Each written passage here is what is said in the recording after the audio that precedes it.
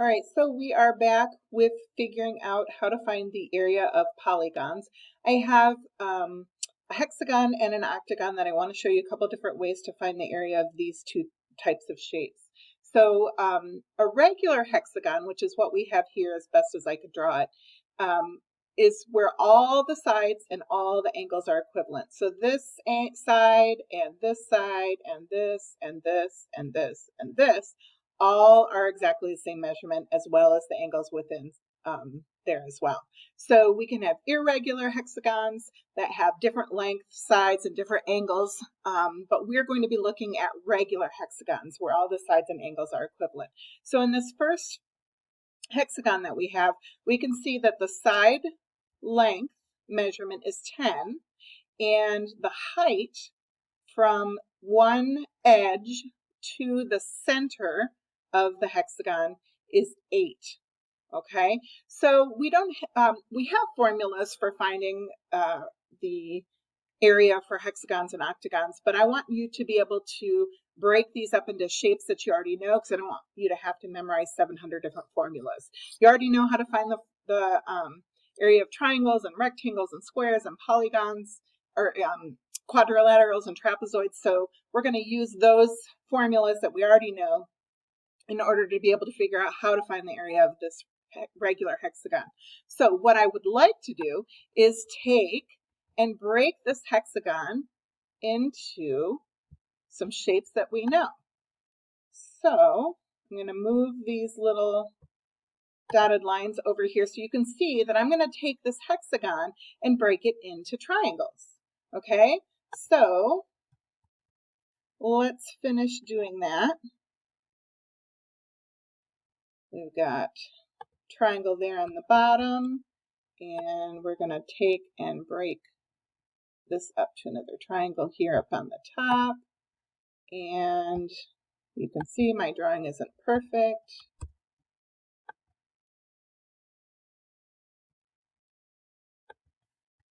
But you get the idea. So we could take a regular hexagon, if I had a perfect drawing here, and break it up into triangles. So we have, if we ignore this, not this, if we ignored this line for a second, we have broken this hexagon into 6 triangles. 1, 2, 3, 4, 5, 6. They're all exactly the same. Let's pretend, because, I'm not perfect. So each of those triangles is exactly the same measurements. They cover the same area. So we're going to go back to our original hexagon and look and see what the measurements of each of these triangles are. So we have a base of 10. So each triangle, we have a base of 10. And we know the formula for the area of a triangle is base times height divided by 2. So we're going to take the base, which is 10 in this case. The height is the line that runs perpendicular from the base up to the opposite vertex. So in this case, it is 8. So 8 times 10 divided by 2, and we can put that in our calculator, and we know that 8 times 10 is 80, and 80 divided by 2 is 40 units squared. So the area of just this one triangle is 40 units squared. But we have 5 other triangles that are exactly the same as this first triangle. So do we need to find the area of each of these triangles individually? Well, we can, but we're going to find out that each and every single one of these triangles is 40 units. So we could either just say 40 plus 40 plus 40 plus 40 plus 40, or we know repeated addition is also multiplication.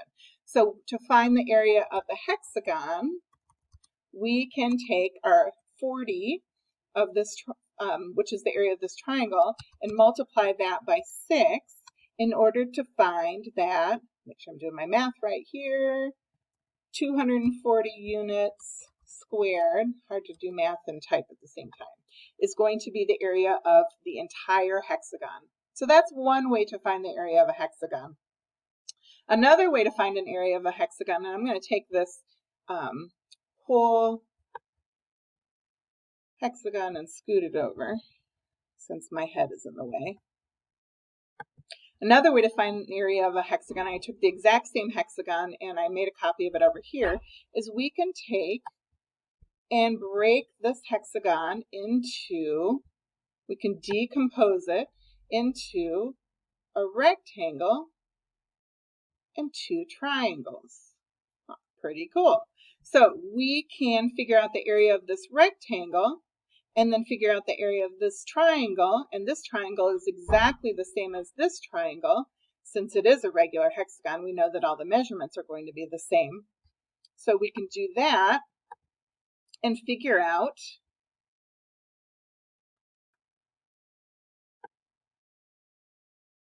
the area of each of those pieces and add them together. So we have this rectangle right here, and we know that the base of the rectangle is 10, and we see that from one edge of the hexagon to the center is 8. And if this is from the center to one edge is 8 and it's a regular hexagon, then we have to assume that from the center to any edge is going to be 8. So if I grab the right thing, oops, copy, paste. If I make a copy of this line, which we know is 8, and I line it up from the center to the other line, it is also going to be 8. So I know that the height of my rectangle, or even if I want to call the side here, is going to be 8 plus 8, which is 16. So I know that the area of this rectangle is going to be 10 times 16, which is 160. Now we have these triangles to deal with. So we know that the base of this triangle, we already figured out that this line is 16. So these lines are exactly the same as well. So they're going to be 16 as well. So we could say,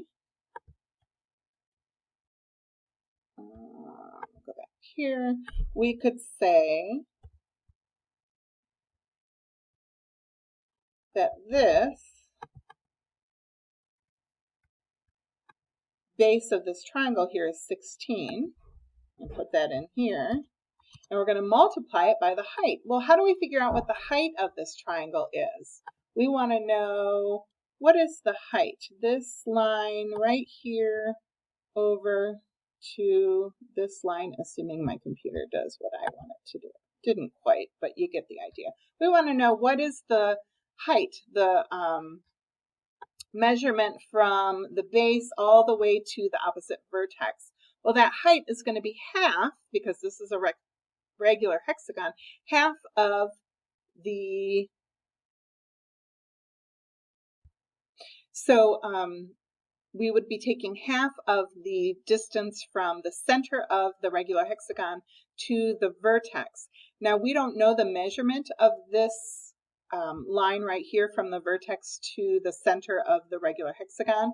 So if we were to figure out the exact height of this, we don't know, unfortunately, but we would take the base of the triangle 16 times half of this line here, or the height from the vertex to the opposite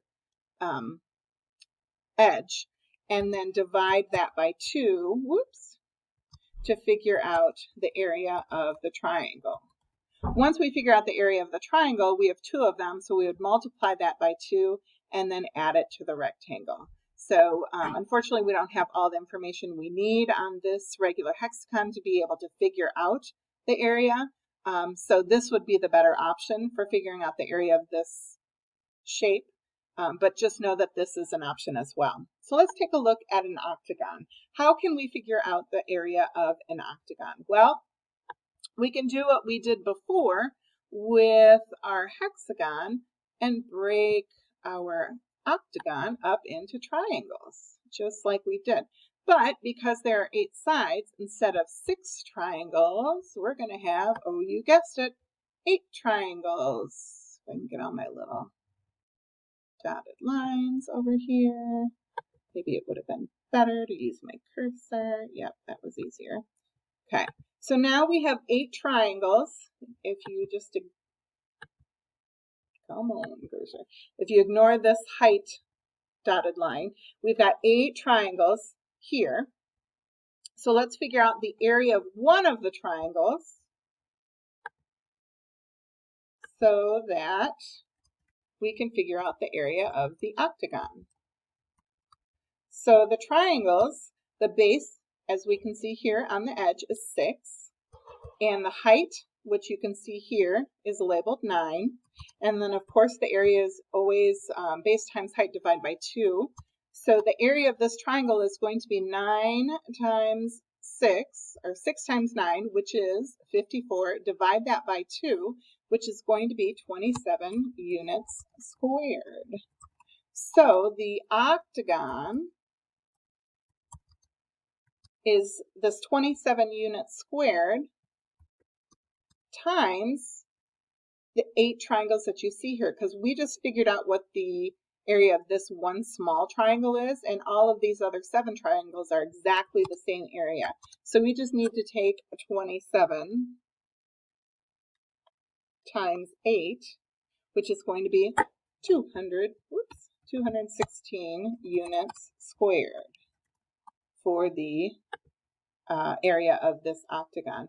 Now, another way we can figure out the area of an octagon is do like we did before up here with the hexagon, but instead of breaking the octagon into rectangles and triangles, when we put our dotted lines up here, we're going to break this octagon into a rectangle and 2 trapezoids.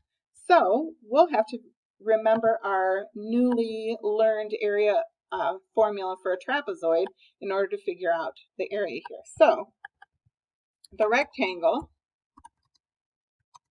is, we know that the outside sides, as you can see here, you can see without my head, are 6. So we know this measurement here is 6 because this is a regular octagon. All of the outside edges are exactly the same. We know this bottom one shows us this is 6, so this height is going to be 6. And we're going to multiply that times our base. Well, how do we figure out the base? Well, here we know from the center of the octagon to the edge is 9. And so from the center of the octagon going to the left to this edge is also going to be 9. 9 plus 9 is 18. So we know that the area of the rectangle is 18 times 6, which is 108. Now we need to figure out the area of the trapezoids. Well, we've got this trapezoid up here. So let's take a look at this first trapezoid. We know the one on the bottom is exactly the same as the one on the top because this is a regular octagon. So our base 1 right here is 18. And we're going to add, according to our formula, we're going to add our base 2, which is this bad boy up here, which we know is 6. And we're going to multiply, well, let's add them first. That's going to be 24. And then we're going to multiply that by the height, which we know here is 4.5. So, getting out my calculator, I know, oops, clear, 24 times 4.5 is 108. And then to find the area of the trapezoid, we have to divide by 2, which is going to give us 52. And there are 2 trapezoids. So the first trapezoid area is 52. And the second trapezoid area is exactly the same, so it's 52. So the area of the octagon is 108 plus 52 plus 52, which equals 216, which is good. That's the same as our previous octagon over here, and since they're exactly the same with the same measurements, hopefully it is the same, which it is. So hopefully that gives you all you need to know to be able to figure out how to find the area of octagons and hexagons.